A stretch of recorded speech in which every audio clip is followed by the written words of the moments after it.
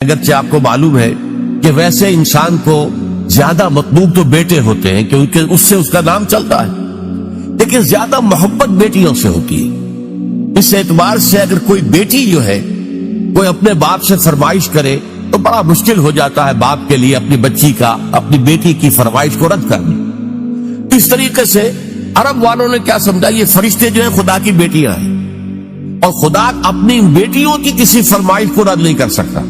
اگر یہ جو ہے کسی کی سفارش کر دے گی تو بس کیا کہنے، پھر اس کا بیڑا پار ہو جائے گا، وہ کامیاب ہو جائے گا۔ اس بنیاد پر انہوں نے فرشتوں کو خدا کی بیٹیاں قرار دیا، ان کی مورتیاں بنائی۔ لات، عزا، منات یہ سب مؤنث نام ہے جیسا کہ میں نے آپ کو بتایا، اور صاف انہوں نے کہا وَمَا نَعْبُدُهُمْ إِلَّا لِيُقَرِّبُونَا إِلَى اللَّهِ زُلْفَىٰ، ہم جو ان کو پوجتے ہیں وہ اس لیے کہ یہ ہمیں اللہ سے قریب تر کر لیں۔ اور یہ بھی کہا گیا کہ هؤلاء شفعاؤنا عند اللہ، یہ اللہ کے ہاں ہمارے شفیع ہوں گے۔ اختیار مطلق تو اللہ کے ہاتھ میں ہے، لیکن کوئی شخص اپنی پیاری بچی کی کسی بات کو رد کرتا ہے؟ اللہ بھی اپنی بیٹیوں کی سفارش کو رد نہیں کرے گا، لہذا ان کی سفارش سے ہمارا بیڑا پار ہو جائے گا۔ اسی طریقے سے بڑے سے بڑا آدمی بھی ہوتا ہے تو اس کے کچھ دوست ہوتے ہیں، ان دوستوں کی بات وہ ٹال نہیں سکتا۔ اس کی وجہ کیا ہے؟ ہر انسان کو معلوم ہو، کیا بڑے سے بڑا انسان ہو، اسے معلوم ہوتا ہے کہ کسی وقت مجھے ضرورت پیش آ سکتی ہے اپنے دوست کی مدد کی۔ اب اگر میں اپنے دوست کی کوئی بات نہیں مانوں گا تو میری ضرورت کے وقت یہ میرا دوست میرے کام نہیں آئے گا۔ تو دوستیاں پالی جاتی ہیں، باقاعدہ ان کو نبھایا جاتا ہے۔ بھائی بات تو یہ غلط کہہ رہا ہے، صحیح نہیں ہے، لیکن کیا کریں، دوست ہے۔ اب دوست کی بات تو لٹائی نہیں جا سکتی، ماننی پڑتی ہے۔ اسی سے تصور بنا اللہ کے اولیاء، اللہ کے دوست، جتنے بھی عظیم انسان گزرے کہ جو اپنی جگہ پر اللہ کے بندے تھے، بالکل اللہ کی بندگی ہی پر وہ فخر کرتے تھے، اور وہ اللہ کے سامنے سر تسلیم جو ہے جھکائے رکھتے تھے، لیکن ان کے تقوی، ان کے زہد کی بنا پر انہیں جب اولیاء اللہ قرار دے دیا گیا تو وہ اللہ کے دوست ہیں، اللہ کے ولی ہیں۔ اب یہ کسی سے خوش ہو جائے اور اس کی سفارش کر دے تو بیڑا پار ہو جائے گا، لہذا اولیاء اللہ کو بھی خداؤں کی فہرست میں شامل کر لیا گیا۔ چنانچہ یہ بات تقریباً اجماعی ہے کہ یہ جو قوم نوح کے بت تھے، وہ بت تمام کے تمام اولیاء اللہ، اس قوم کے اندر جو اولیاء اللہ گزرے تھے، بڑے نیک لوگ، زاہد و عابد، اللہ کے محبت کرنے والے، اللہ کے لیے اپنی پوری زندگی لگا دینے والے، ان کے ناموں پر انہوں نے بت گھڑ لیے تھے۔ اب آج ہمارے ہاں یہ صرف کمی ہوئی ہے کہ بت نہیں ہے، لیکن قبروں کے ساتھ وہی معاملہ ہو رہا ہے۔ قبروں کو دھویا جا رہا ہے، دودھ سے دھویا جا رہا ہے، کسی عرق گلاب سے دھویا جا رہا ہے، اور پھر ظاہر بات ہے کہ اس میں سے کوئی ایک گلاس بھر کے لے آئے تو گویا کہ بڑا تبرک اس کو مل گیا، اسے سنبھال کر رکھے گا۔ یہ سارا کام کیا ہو رہا ہے؟ وہ یہی ہے کہ اولیاء اللہ ہے، اللہ کے اولیاء ہیں، یہ راضی ہو جائیں، یہ خوش ہو جائیں، یہ کسی کی سفارش کر دے تو بیڑا پار ہو جائے گا۔ اس لیے کہ آپ کو معلوم ہے کہ بڑے سے بڑا شخص بھی اپنے دوستوں کی بات تو رد نہیں کر سکتا نا۔ اب یہ ساری چیزیں کیوں ہو رہی ہیں؟ کہ تم نے اللہ تعالیٰ کو انسان سمجھا ہے اور بڑے سے بڑے انسان پر قیاس کر لیا ہے۔ بادشاہ ہو، بہت بڑا جاگیردار ہو، عام ایک کاشتکار جو ہے غریب، وہ شاید بادشاہ کو بھی نہ جانتا ہو کس بلا کا نام ہے، اسے تو معلوم ہے ہمارا جاگیردار ہے جو چاہے کرتا ہے، جس کی بیٹی چاہے اٹھا کر لے گا، جس کا جو چاہے کام کرے، اس کو کوئی چیلنج نہیں کر سکتا، اس کے اختیارات مطلق ہیں، بس جاگیردار۔ اسی پر انہوں نے قیاس کر کے اللہ تعالیٰ کے ساتھ یا نائبین سلطنت گھڑ لیے، یا اللہ کی بیٹیاں بنا لی، یا اللہ کے بیٹے بنا لیے، یا یہ کہ اولیاء اللہ کے ساتھ وہ معاملہ کرنا شروع کر دیا جو اللہ کے ساتھ کرنا چاہیے۔ یہ ہے اصل سبب، ما قدر اللہ حق قدرہ، وہ اللہ کا اندازہ نہیں کر سکے۔ اللہ کی حکومت کسی کے بل پر قائم نہیں ہے، اللہ کسی کا دست نگر نہیں ہے، اللہ کو کسی کی حمایت کی ضرورت نہیں ہے، اللہ پہ ذات ہی القوی ہے، اسے کسی فرشتے کی حاجت نہیں ہے، جو چاہے جب چاہے بغیر کسی فرشتے کو بیچ میں لائے ہوئے اللہ تعالیٰ کر سکتا ہے۔ آنے واحد کے اندر اس کا ایک حرف کن ہوگا اور بڑی سے بڑی بات ہو جائے گی۔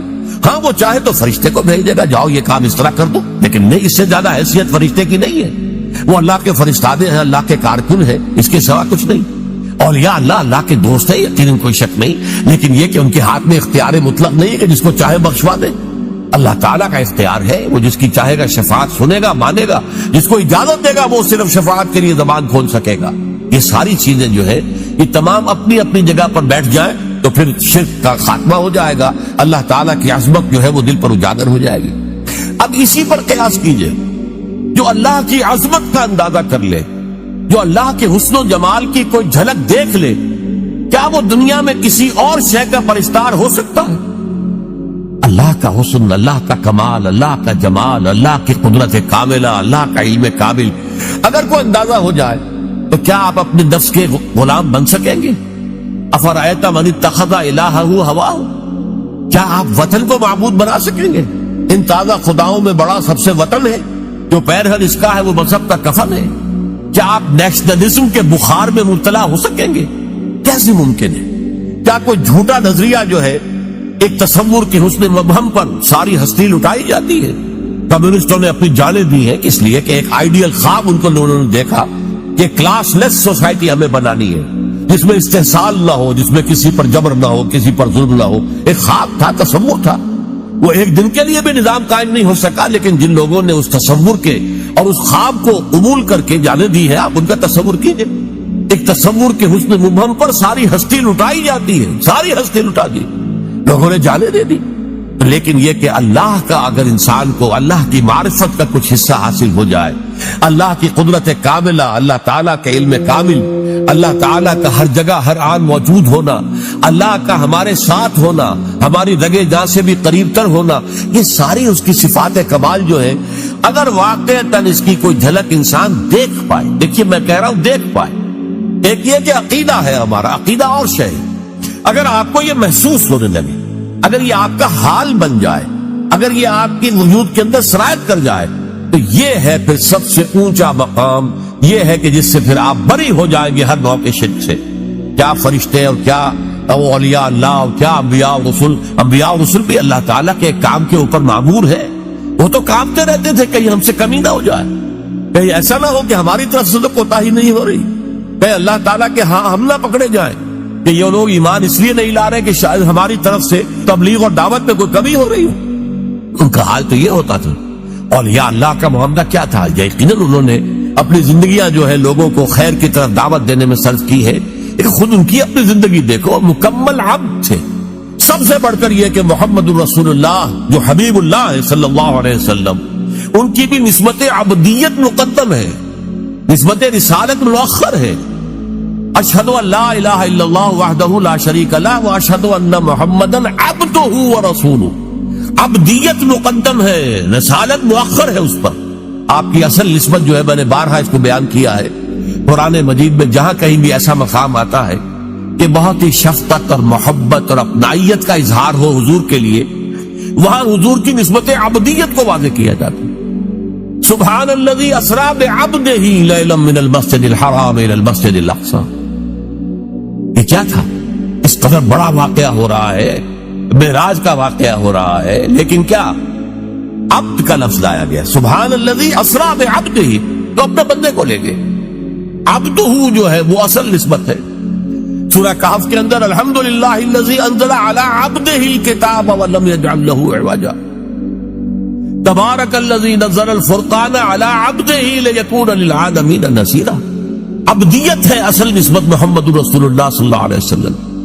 جب آپ کی عمر زیادہ ہو گئی تھی، اگرچہ آپ کی عمر جو ہے عام اعتبارات سے زیادہ نہیں ہوئی، لیکن یہ کہ بہرحال کچھ نہ کچھ آخری ایام میں آپ کا جسم بھاری بھی ہو گیا تھا، اور آپ رات کو جب کھڑے ہوتے تھے تو آپ کے پاؤں متورم ہو جاتے تھے۔